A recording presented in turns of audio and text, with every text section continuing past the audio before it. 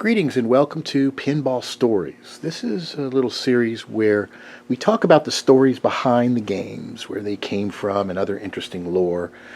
And in this episode, I'm talking about not necessarily a pinball machine, but what is called a bingo machine. This is one of those games known as a 25-hole game. And these were made in the 50s and the 60s primarily. Probably maybe even before that, and they were basically gambling devices.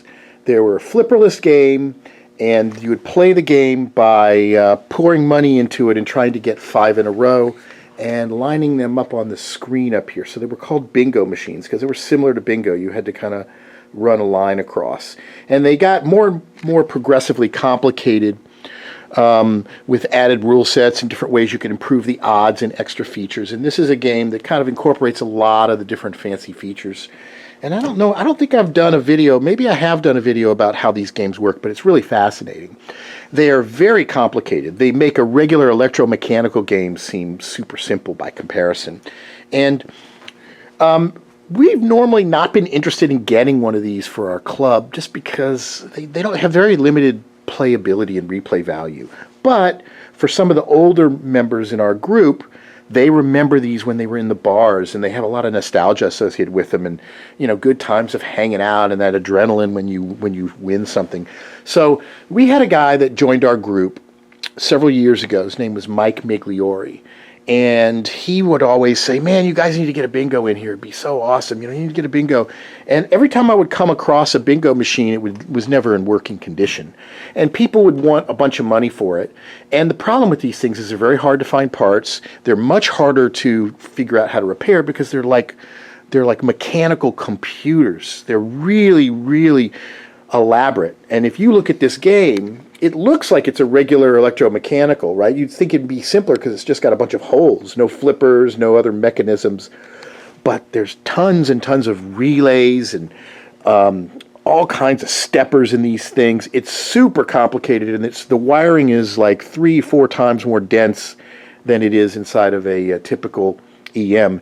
And if I flip this thing around and open the back cabinet, you'd see there it's so heavy that many of them had steel frames that they sat in. See, this is not your regular wooden legs. It's literally a steel frame that's been welded together that this thing sits on. It is orders of magnitude heavier than a normal pinball machine. So, there's a lot of different argument about whether these games hold any value. You can't really throw them out anywhere because they're antiques, but in some jurisdictions they might be considered gambling devices. And I've seen people that modify them and stick flippers on the bottom to make them legal or whatever. But they're hard to sell, they're hard to move, they're hard to repair, they're hard to find people to repair. So I think we had one early on that we couldn't get working, and it just sat around, and it was a real albatross. So I always said, Mike, we'll definitely get one when we can find one in really good working condition that we can bring into the club. But I'm not going to pay a whole lot of money for these things because, unlike other people, I don't really think that they're that valuable because they're just so hard to maintain. And if you think it's hard to find somebody who can repair a pinball machine, it's 3 times harder to find somebody that's going to work on a bingo.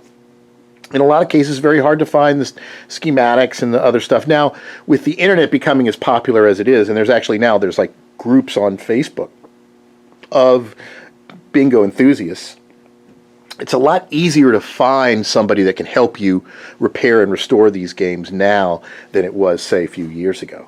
So, occasionally I get calls from people that have games, and sometimes I got this old pinball machine. You guys interested in it? You can just come pick it up. And I find out it's a bingo. I'm like, yeah. No. Does it work? No. Yeah, I'm not really interested. I'm really not. And I'll ask other people, but nobody really wants to pick up something like that's not working. It's a little too big a task unless you've really got some experience. So one day somebody contacts us and says they've got a game and it does work, but they just need to move it out because they're doing some renovations to their house. So I'm thinking maybe this is the time we'll actually get one, So I called Mike and I said, Mike, I know you've been wanting a bingo machine, so here's the deal. If you come help us move this, we'll pick it up and put it in the club. And he was just ecstatic. He's like, yes, yes, yes. So we go out to this guy's house, and it's me, Mike, and another buddy of ours, Gene, and we go out there, and sure enough, you plug it in and it's playable. You can see there might be one or two little things that may not be working, but it's basically operational. So so heavy, so hard to move these things. What a major deal. But we get this thing into the pickup truck and we move it back and we set it up and we start tinkering with it and we get it working. And the best part about this was Mike's, the look on his face. And I've got a picture of Mike the day we wheeled the thing in, and I'm going to try to, I don't normally edit these videos, but I definitely got to show the picture of Mike and the expression on his face. And it was just so awesome to see him so excited. So he would come over like every Tuesday, like clockwork, and he would just come in here and he would play this game over and over and over. We joked about like putting it on pay for play. And there's no free play on this, and you got to play with money, but it's a nickel machine. So we would Mike would come in here. He would take some nickels out of the machine, and he would sit here, throw some on the glass, and he'd start pumping these nickels in like the old days, and just feed them in, and the odds and everything change every time you put. You see the things change. So he would pump up the odds, and then you just start the game. It's one of these buttons down here. There's one of them starts the game, one of them changes different things. And let's see. Everything happens until